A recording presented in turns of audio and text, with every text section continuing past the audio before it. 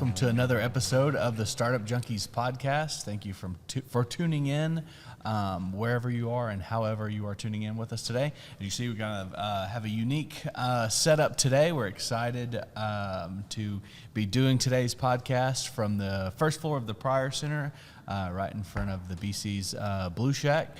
My name is Caleb Talley. I'm joined by several of our Startup Junkie co-hosts, including Jeff Amerine. Hey, glad to be here. Davis McEntire. How's it going? And Victoria. Good to see you guys. Thank you for joining us today, but we're also super excited to have with us a special guest, friend of ours, Orson Weems. He's the executive director and co-founder of the Music Education Initiative. Orson, thank you for joining us. Guys, look, I'm excited to be here. Thank you so much. Good to see you, homeboy, from the Delta. I appreciate it, Jeff. You know how far back we go, I think, to the iceberg. Right? No, that's right. Absolutely. Right. So thank you for having me. Well, thanks for coming on. Nice to meet you all. It's exciting. Yeah, it's nice to meet you, Orson. Glad to have you. Awesome. Well, I think anybody that's going to be watching that's not already familiar is going to be wondering what in the world is behind us. And so we'll get to the Music Education Initiative, and we'll get to your story as well. Right. But first of all, tell us what is this? Thank you. Thank you all for welcome to BC's Blue Shack. We call it the Juke Joint. This is what we call the Juke Joint Project, an exhibit. And the history of that is that this building, it was actually built inside of the Clinton Presidential Center back at the end of about 2019 to get ready for a big fundraiser called Fusion at the Clinton Presidential Center. And by the time it got built, we were already into 2020 in January. So I think the Arkansas Arts Center had an exhibit or something to some type of event there. But it was built inside the Clinton Library. And months later, COVID shut it down. And I wouldn't be here without literally the designer and the creator of this is a lady in Little Rock that's a well-known and renowned designer named Kaki Harkersmith. And Kaki Harkersmith is the interior decorator, designer of gowns, and she was the person and a good friend of the Clintons when they were in office, and she decorated the White House. She did a lot of their gowns for Hillary Clinton.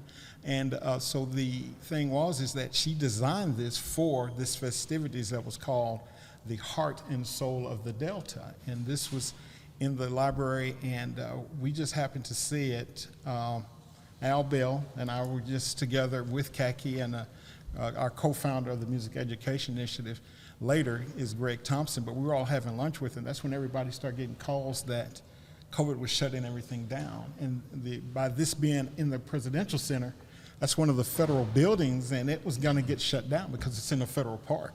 And we ended up, Al Bell and I went to see it, and I just happened to take pictures. And then it was literally almost a year and a half later, she calls me out of the blue and says, "Orson, remember that Juke Joint?" I said, "Yeah." She said, "It's still in the Clinton Library." I said, "Okay." She said, "There's other exhibits that are coming now that was scheduled for later in 2021. And I said, "I'm interested." And I said, "I have my Music Education Initiative now. We know what to do with it, and what we want to do with it is just put it and show it and have it for the community to use and for us to discuss about different things of the Delta, as well as open it up to artists or musicians that want to do poetry, open mic, anything like that that can give some type of a history. And we just want to literally just conserve some of this beautiful music that came out of the Delta, in which Arkansas is a part of and has a big Delta presence, as you know." Okay, so that's what this is for. And so we talked.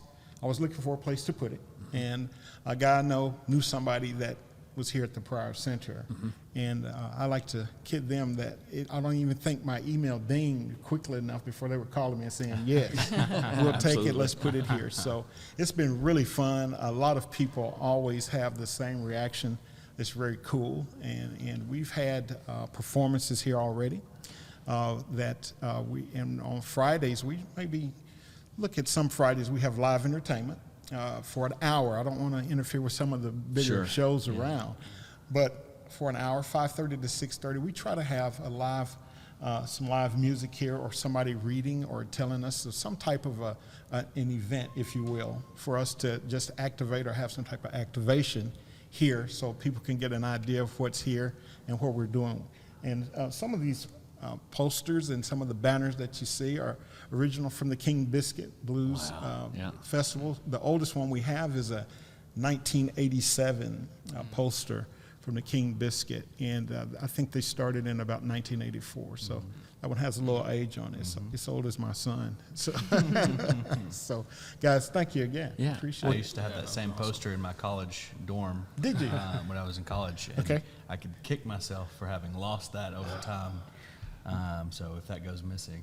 Just come out and look upstairs. It's Caleb. Okay. Talk a Thanks, little guys. bit about what juke joints meant to the creation of the blues and Right. the traditions in the South. Talk a little bit about Good. that. The juke joint history. This one is literally, the wood is cypress, and I was telling the engineers earlier that cypress was used because that's where some of them juke joints were stationed back up in the swamps, Right. or Yeah. areas Right. where it would flood, or Sure. and in the cypress, and this was actually sourced in the tin.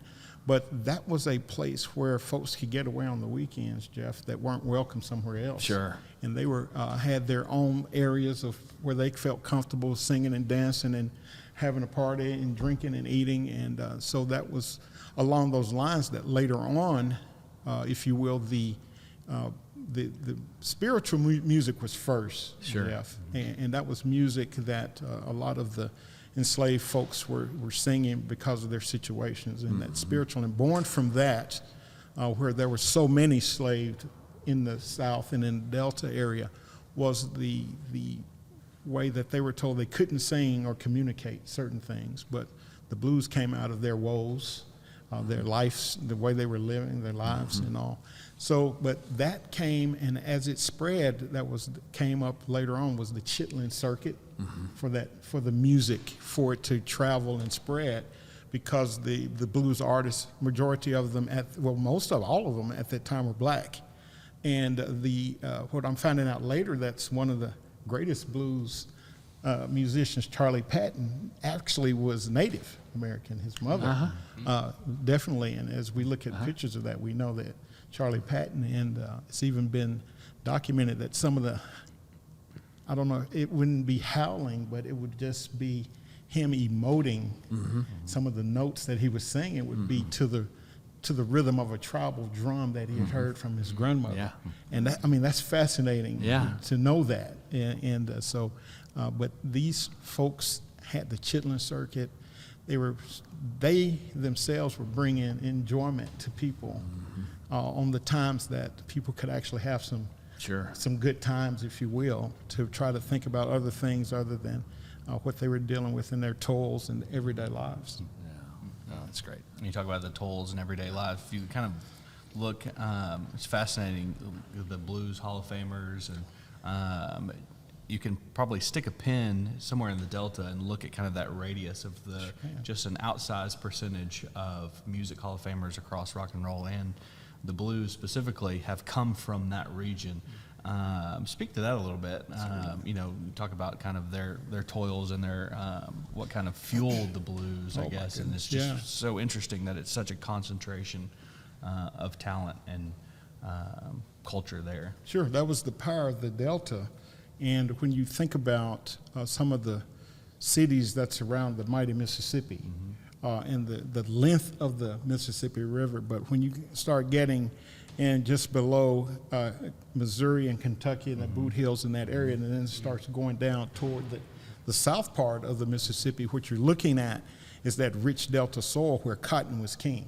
And that was the thing that actually built the South, was the cotton. And also was another crop that folks don't realize that was there is indigo back then. And indigo was used for all the inks and dyes around the world, and a lot of it was supplied from the Delta, the Arkansas, Mississippi Delta. And what you see is just the richness even now and the vastness of how fertile that soil is. And then when you have that, knowing that people were, after they weren't enslaved and they stayed or had no choice but to stay, they looked at ways they could live and try to make money. And that's when people started staying in that area of the Delta. And then from there, as I said, you were talking about the number of blues singers around there, because it was such a concentration of black people in those areas, and a lot of them could sing and play. And there's an instrument, Caleb, that's very interesting called the diddley bow.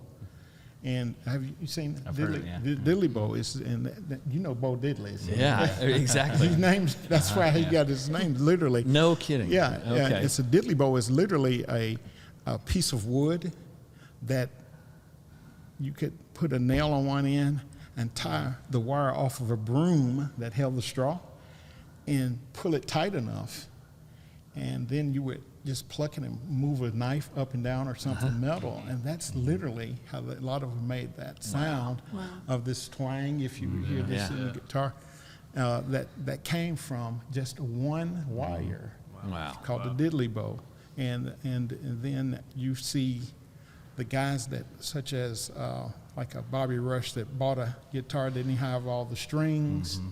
You find out a legend like Albert King, who played a right-handed guitar upside down because that's what he was given. And then you find somebody nowadays, modern, you have Eric Gales out of Memphis, who plays with Joe Bonamassa. They compete. And he plays a right-handed guitar, left-handed, because that's what his brother showed him how. His brother was left-handed, you know, so he plays it like it's a left. So you find these guys that's playing this blues music, and then the ladies, you don't leave them out because they were dealing with the same tools. Sure. But they were found out later that the men mostly did a lot of the traveling. A lot of the female singers either left the area and went to Chicago, and at one time it was a joke because Chicago was literally a suburb of Mississippi because so many people had left to go to get better paying jobs in the north, and Chicago was the area where you find folks like Howlin' Wolf to say, I'm going to go up and find us a space, and then start calling all these other blues artists up there to make better money and to get away from Jim Crow.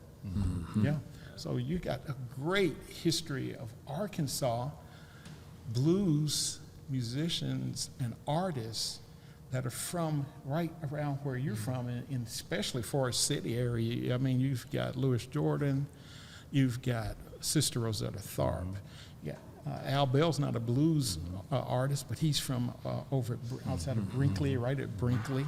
And then you've got folks in Arkansas, Big Bill Brosney, and you have these artists that Arkansas didn't embrace, like Mississippi embraced the music, the blues, the Delta, and it's a billions of dollar industry for Mississippi. Arkansas didn't embrace it because at the time Arkansas didn't embrace the music from the black folks like that. And they didn't want it. They just said, you know, that's some kind of a derogatory music or some slave music or something like that. And Arkansas didn't embrace it. And that's so incredible with the amount of history that we have here. Tomorrow, even in there, we have Dr. Cliff Jones at the Pryor Center tomorrow that's talking about the Arkansas Delta Blues.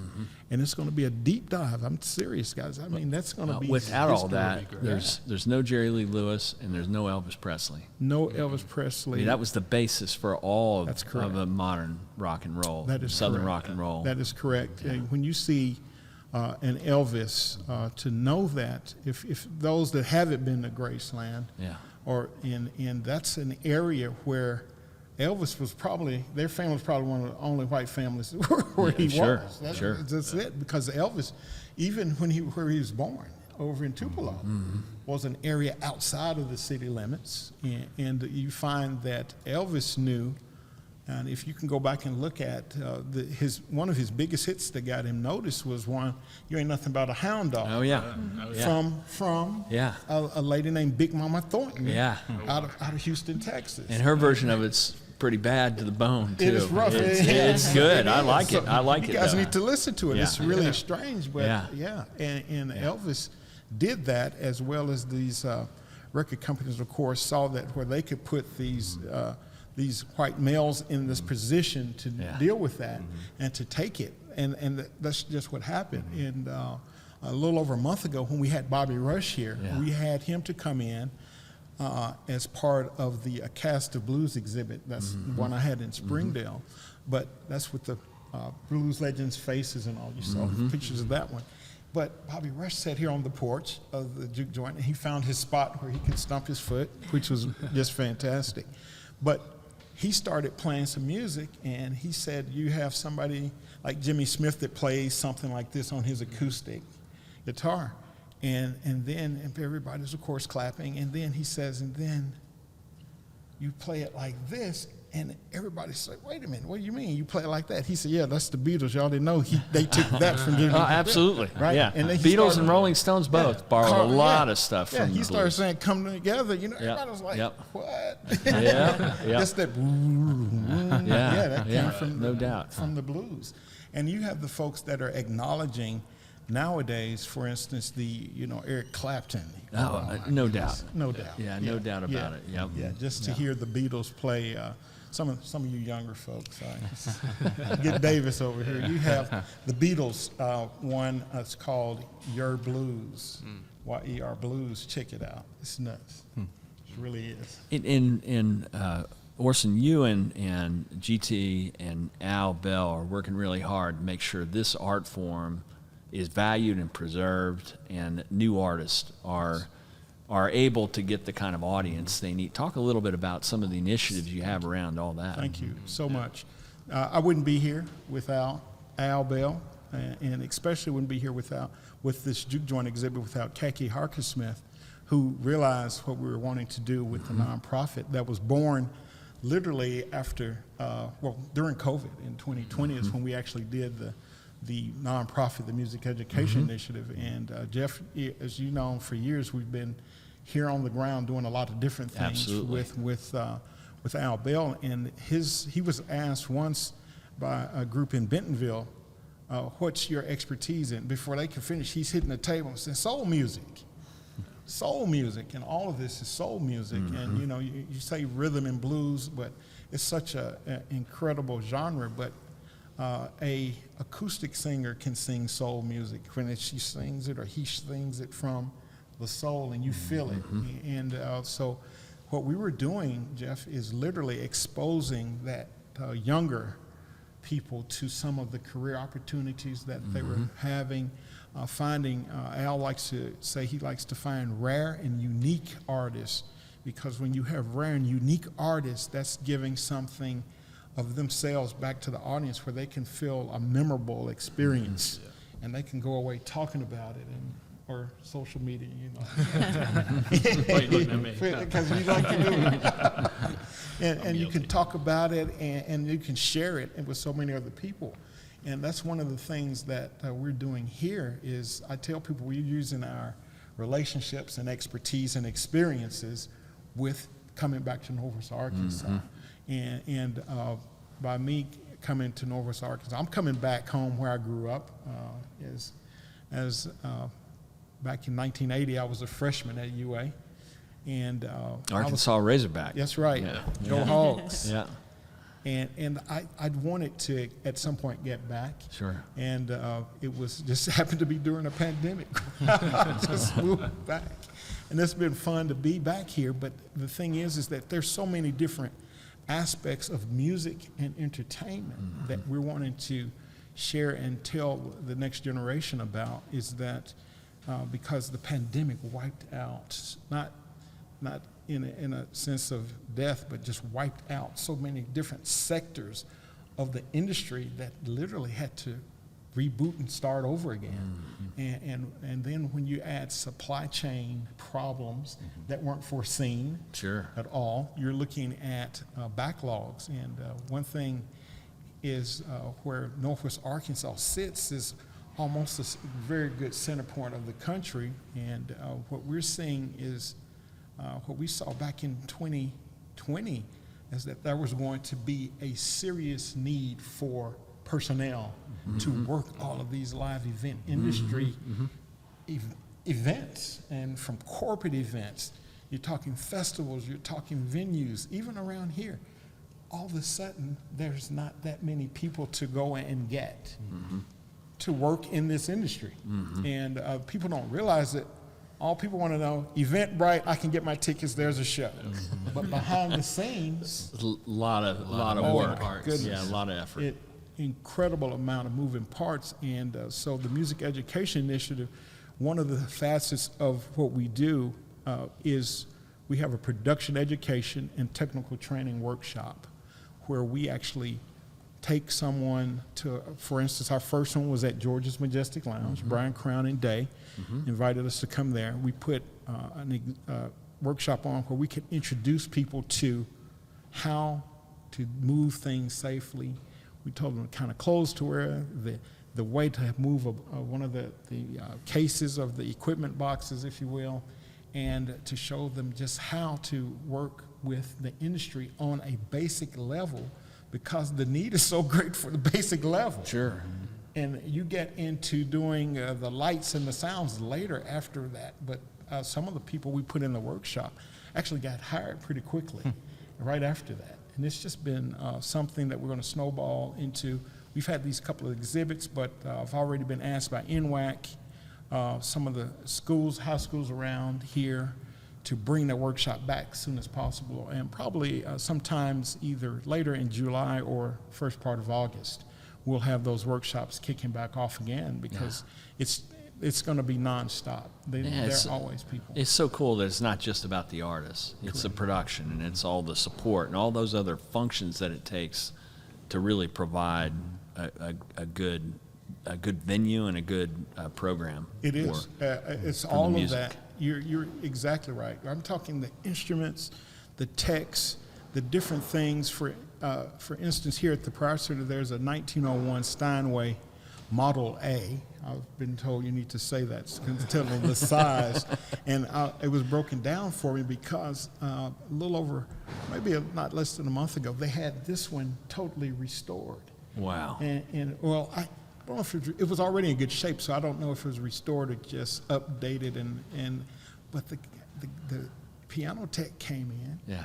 He pulled everything. Yeah. Did you see it when it was laid No. out? Oh, he had everything laid out in there. All the That's not like doing a software update, is it? no, Right? it was really That's interesting. real artisan type of work there. It was so fascinating because I hadn't seen it, and I said, this is music education. Yeah, really. Yeah. And when he told me that he services all of the Steinways on UA's campus, and he's high six figures, I said, we need to video you. we need you to tell people about what this is. And he just says he's looking for apprentices Wow. to get ready. So it's incredible. When you think about it, when he retires, like, who's going to do that after him? Yeah. Who's going to be to build or not just build, but to maintain or scale a scene, a music scene? You got to have the infrastructure. That's kind of what it's all about. That's Just exactly. like there are organizations in Northwest Arkansas that, they sought about trying to create like a film scene to recruit, producers to come do films here. We can't do that unless you have people that are trained to be the key grips and the mics and, all the infrastructure around that. So likewise, it makes total sense that you've got to have that infrastructure ready to go for the up-and-comers to come plug in. It's quite a bit for us to see that, but there is a lot of interest here, because I don't think we're going to stop when you have the amount of events that are coming to Northwest Arkansas. We've got a festival coming in September. You got, you've got the folks at the Fayetteville Roots headquarters, and the Fayetteville Roots put on such a fantastic festival. Then you've got the format coming later, I think in September. I believe so. It's going to be huge. And it's going to be huge. But a lot of what you're saying, people are bringing in talent from somewhere else that are having per diems and hotels and all of that. And it can hit that Tractor bottom line. trailers full of people. Yeah.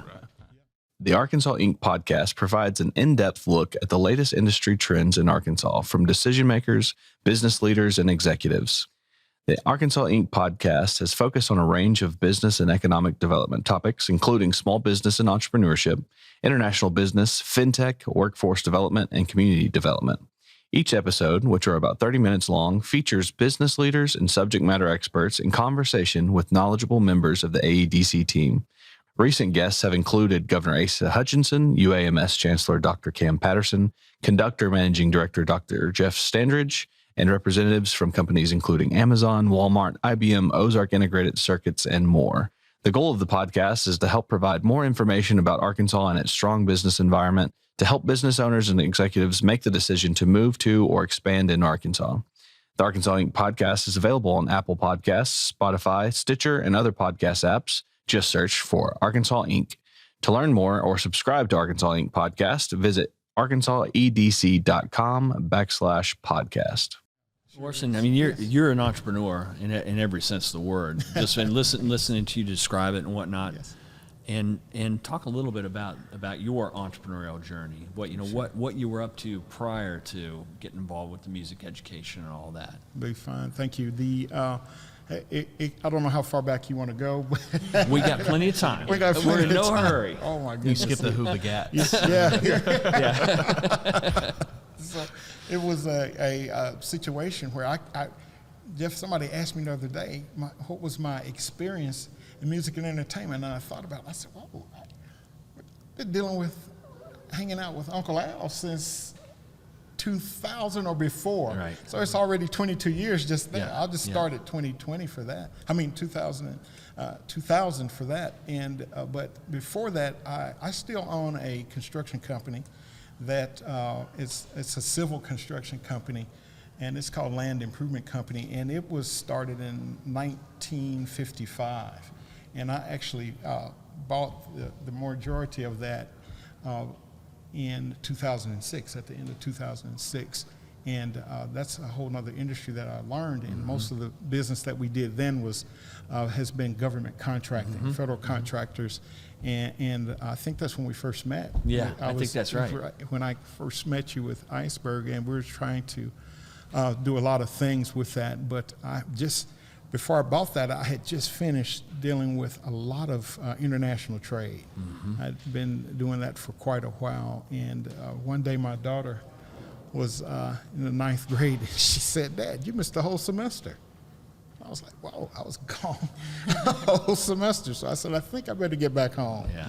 And that's how I ended up buying this construction company. But I was traveling quite a bit. I actually was voting at U.S. embassies. I was gone so much and just didn't think about it. But it was just something that hearing some of the boards that I was on at the university here, Sure. I would fly in, or I would call them or be on a speakerphone if I needed to, depending on where I was, and people would ask me. And I said, just a guy from Arkansas that's all of a sudden in these incredible places, Sure. and I always had a hog hat with me, not the plastic one, but my dog hat. Right. So, and I've been on flights. I remember flying to London one day. I left DFW, and it was spring break, and I was flying to London from DFW, and I remember them saying that it was the first flight of this 777 Boeing aircraft. And they were giving us all these T-shirts. It was one of these cool things. Yeah. And we get on the flight, and as we get up, I'm hearing woo pig. And I said, no, I didn't hear that. And then I hear woo pig, and I look, it's a bunch of UA students back there calling. So it's been fun. Cool. But so from that, the construction, and then I still have it, and then working with Al Bell and some of the things that we're doing, and just not necessarily working with him. I'm actually listening and watching him and hearing the history of what he has done with the people that call him and respect him in the industry to talk about it. And I'm just more listening as I learn and being mentored, and just thanking him for his the ability for him to take the time, because he wants to give it to us so we can carry it, about the music industry, not just music, but the music and the entertainment industry, because of what it really means and can generate as an economic driver. No doubt. I feel like we've taken all the airtime. Y'all jump in with the question. So just being in the Fayetteville Square at the Pryor Center, you mentioned kind of bringing the music education initiative to the younger generations. You kept referencing me and Davis. So what has the demographics looked like since being here? And what would you say is very important that the younger generation knows about the blues culture and all of that? Well, I'll tell you, it's not just the blues culture, as we've said, that so many other areas of music came from the blues. Is that one day I was sitting and I just happened to see a young lady walking by with a guitar case, and I didn't realize there's a guitar guy that teaches guitar lessons just a few doors down from the Prior Center. And I just happened to go outside, and I wasn't trying to be threatening to her or anything. And I just asked her to just break the ice, what instrument you're playing, and she told me, she said a bass. And I said, that's great. I said, are you interested in other kinds of music? Sure. I said, if you have a moment, I'd like to show you something inside the Prior Center. And of course, I walked enough so she didn't feel threatened. But I'm aware of that. I'm a big guy. Got candy inside. Really, yeah. So I didn't want to, but she came in and she looked, and she said, whoa, this is one of the coolest things I've ever seen. Yeah, it really is. And she said, well, tell me about it. And I told her a little bit about the history of the juke joints. But I told her, I said, see, whatever you're playing, when you feel comfortable, but she's learning. And so I said, you think about the type of music that you come in, and she could hear the music that we had playing here, and just something to let her think about. So the demographics has been just a beautiful mix of people, okay? People that wanted to see something different. This exhibit is here for those that may not have seen what a larger juke joint was, but you can get a feel for it here with the way it's been built, and the way that it's sharing open is for the community. And I like to have people to come in and say, if they want to read a piece of poetry, they can. There's a lady that works at UA. She plays the hurdy-gurdy, Jeff. Yeah. And I said, wow. Wait a minute. I'm going to have her come down and play the hurdy-gurdy. Wow. And so, again, young folks, you know. I don't know the hurdy-gurdy. Led Zeppelin. I've heard the diddly bow. I don't know the hurdy-gurdy. You know Led Zeppelin, yeah. Jimmy Page and these guys. You know Led Zeppelin? Of course I know Led Zeppelin. Okay. Again, they come down to the crossroads of Mississippi. Yeah. Oh, yeah. And Robert Plant and all of them, they pay homage to the blues. But you have different people, and I've told them I'm not opening the front porch for them to play blues. I'm opening for them to, number one, if they want to get comfortable in themselves and to play and share, they can do that. If they want to just say it's going to be their favorites, they can be that way. And I mean, we've had young and old here that have come through to look at this and walk through. I've been here on a Saturday during the farmer's market and go and come back, and I've seen four UA students just kick back, and they're just like, they stretch back, and it's all of that fun that they want to sit there. And I said, have at it. That's why it's there. Please share and take pictures. They take pictures and then they post them. So the feel for me to have it here on the Fayetteville Square is something that I hadn't thought about, but I have the memories of the Fayetteville Square from when I was here. And when I got here in 1980, my older brother worked across the street. He worked at the old post office.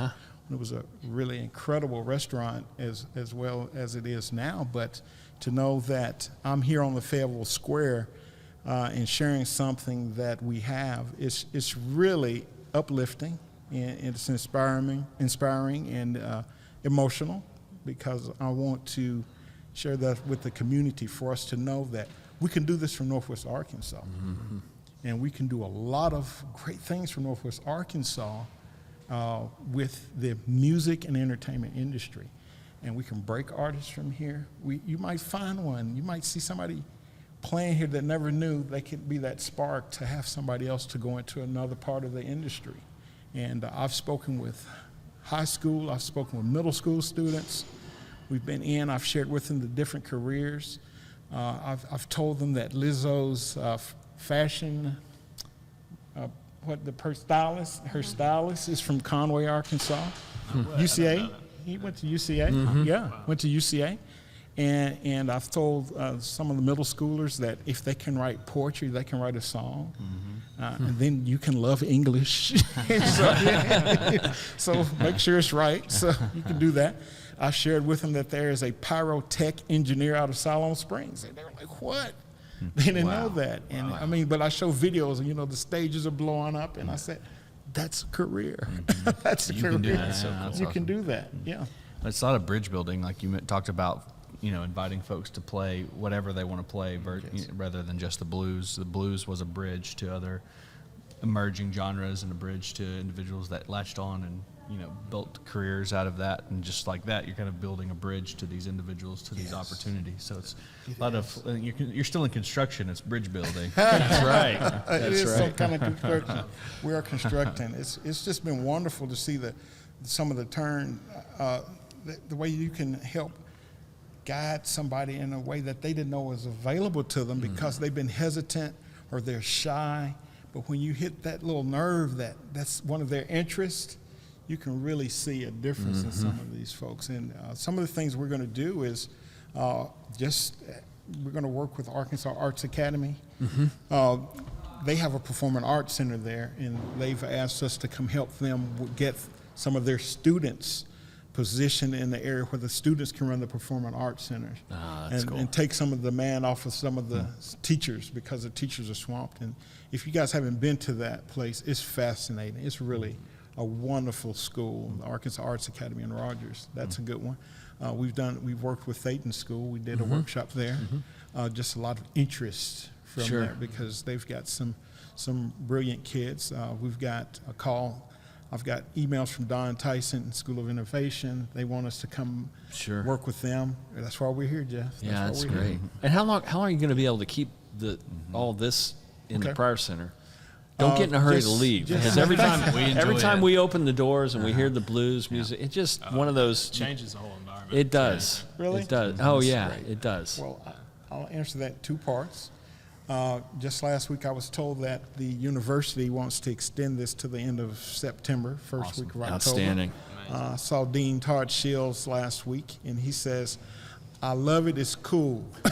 Yeah. So I mean, that's the reaction everybody has. It's like, everybody. I hope it stays. Everybody that sees it is like, I hope it stays. Thanks for that. It's cool. The other part of that is that we're looking I wanted to have a place where it can be permanent, as well as bring in the aspects during the day. We can teach where we're talking about the production and certain things of when we get ready to have a show.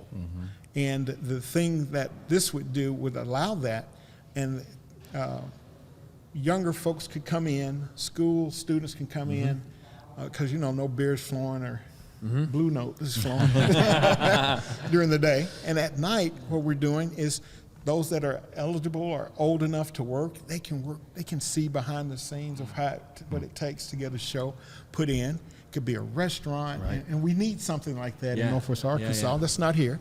It's not here yet, but that's something that has to be a part of the retention for some of these folks that are coming into the Walmarts and the support of Walmart, the vendors, et cetera. Got to have something that interests all of them and keep them in help. And there's nothing like that here in the area. And so that's why we try to do something. But we're going to look at working and continuing some of the programming. And the Prior Center said if we could do something every Friday, it would be good. I said, well, I don't have every Friday money, but we'll because we want to pay the art. Absolutely. We want to be able to give them something. For instance, just this past Friday, we had a young lady named Sarah Lilly. She played an acoustic set. I don't know if any of y'all heard her, but she was just very good with playing her acoustic guitar and singing, and we had quite a few ladies in the audience, and the ladies said, wow, this girl is good because she spoke to us about some things that we've gone through. So she won the crowd, if you will. And she's from Philadelphia, Pennsylvania, I think, and this is another career that she never thought she wanted to do. And I told her not to call me until she was ready. And she called me, and I said, okay, I'll let you go. And she did just such a wonderful job. But what she's doing, she's working, I think, for a marketing company during the day, and then she's singing at night somewhere, maybe twice a week. But again, her confidence was boosted, and now she can do some more things. And we're going to have her back. We worked with Robert Ginsburg and the Northwest Arkansas Jazz Society. I love those guys. The youth all-stars, guys, they're going to be back here. I saw one of those. Oh, my goodness. One of their sets. Yeah, that was They cool. are fantastic, and I used them last year when we had the UN Art Ambassador here in town, and they came and played, and I've just been trying to pull them as many places as I can because they're that fantastic. You speak about gaining confidence to, put on a show, right? And I think couldn't be a better spot to do that than being somewhere comfortable, just like this Juke Shack we got right here. And speaking from the younger generation, it seems like a perfect place to kind of get them introduced to that, whether it's behind the scenes or, trying to put on a show. But in an environment like this, just couldn't be better, right? It is. It's very comfortable with that. Just like we're sitting here in this area, the sound is good. One of the things that those that have the ear can say, oh, the acoustics are wonderful because they call, the cathedral type ceiling here, and it doesn't take much anything for any type of microphones or amps or anything like that for the boost, just to kind of get a little bit. But they love the sound quality and the comfort level, and what you have with the trio that we had from the Northwest Arkansas Jazz Society. We had a upright bass, and then we had a keyboardist, and then we had a guitarist. And two of them are still in high school. One just finished his first year at Berkeley College in Boston. And they said, this is about one of the coolest places we ever played. I want to come back. And of course, of course you can come back. And I've watched these guys since the 10th grade. And all of a sudden here they are seniors in high school, and some gone away. And they're still doing some wonderful things. And that's from here. That's what we have to let people know. Northwest Arkansas. That's it. And a high school kid playing upright bass, that's the hardest instrument in the world to play. When I saw him, he was a senior. Now he's just finished his freshman year.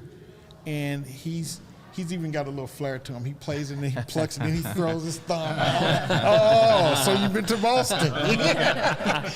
Yeah, you can play. So it's pretty cool, yeah.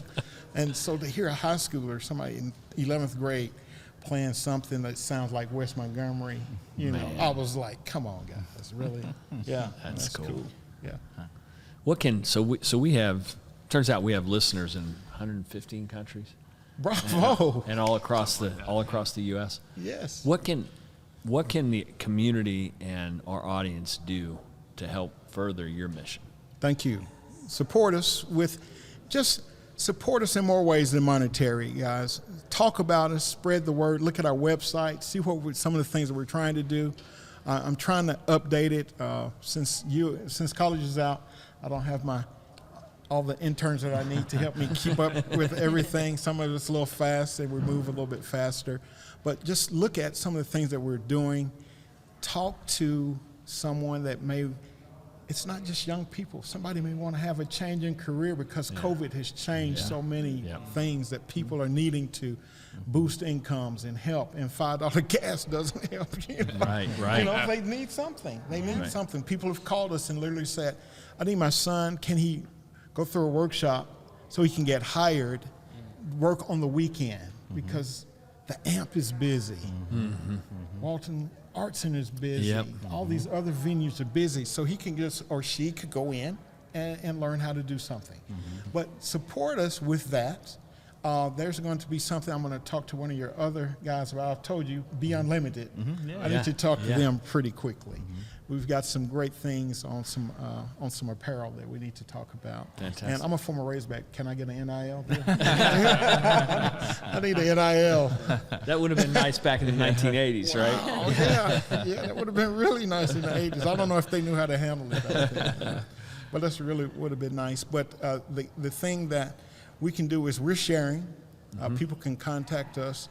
They can ask us about certain things. Everything doesn't require a contract with us to make it where you got to sign, and I can't give you some information of something that I've experienced or we've experienced, and we have a pretty good advisory board, Jeff. We can I could call Greg Thompson, GT, and Al Bell, or Boo Mitchell, who won 2 Grammys back in February off of 2 blues projects. Amazing. So we can call them, and that's what we tell people. We have that expertise. I also have the empathy. Right.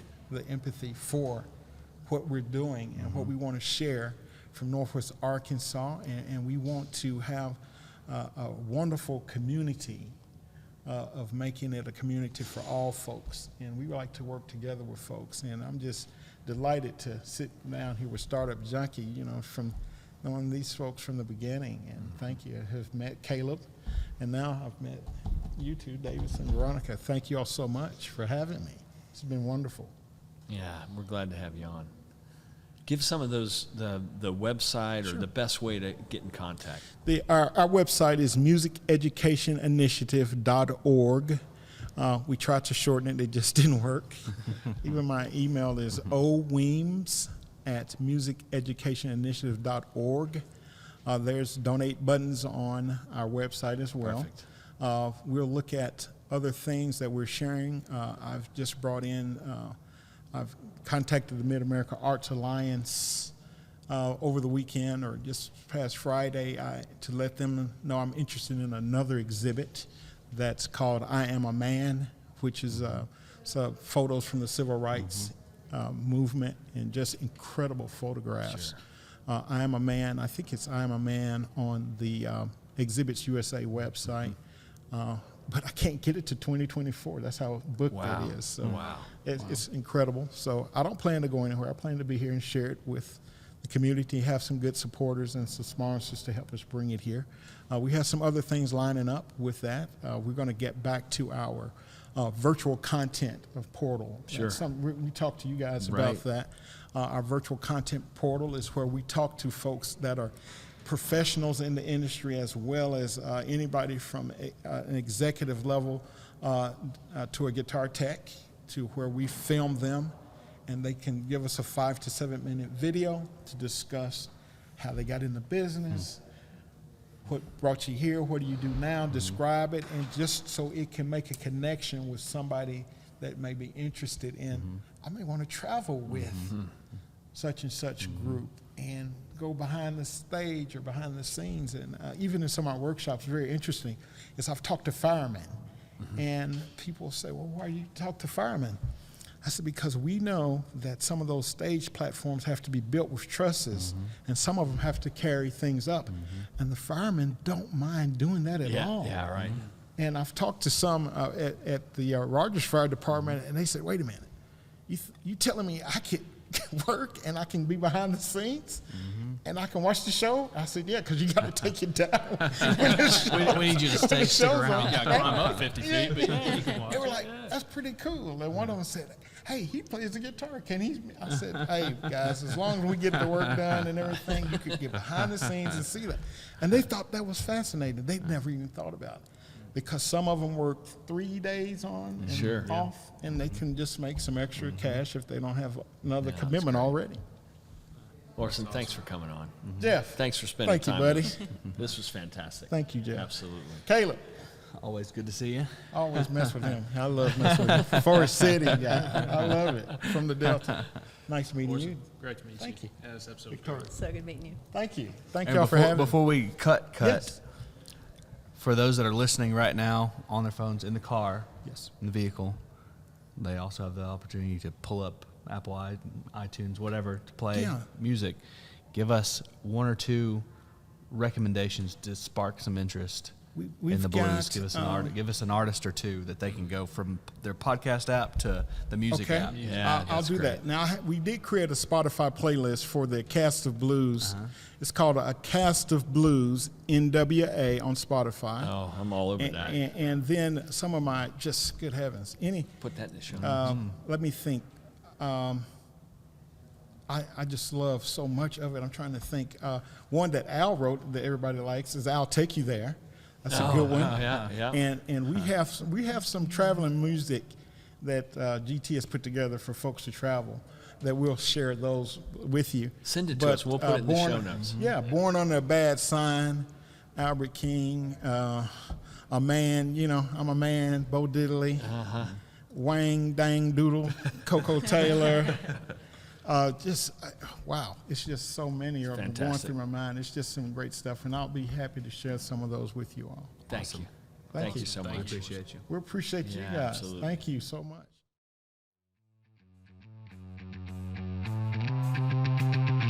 ecosystem builders, entrepreneurs, chambers of commerce, mayors. If you're interested in taking your economic future into your own hands, we've got a book that can help you. Creating Startup Junkies, Building Sustainable Venture Ecosystems in Unexpected Places is the guide. It's a little bit inspiration. It's a little bit toolkit. What it will allow you to do is take your economic future into your own hands and build a sustainable small business, innovation, and entrepreneurial ecosystem in your backyard. If you'd like to hear more, check out creatingstartupjunkies.com. The Startup Junkie podcast reaches over 100 countries and has had over 100,000 downloads. If you're interested in reaching some of the most motivated and engaged innovators and entrepreneurs on a worldwide basis, give us a shout.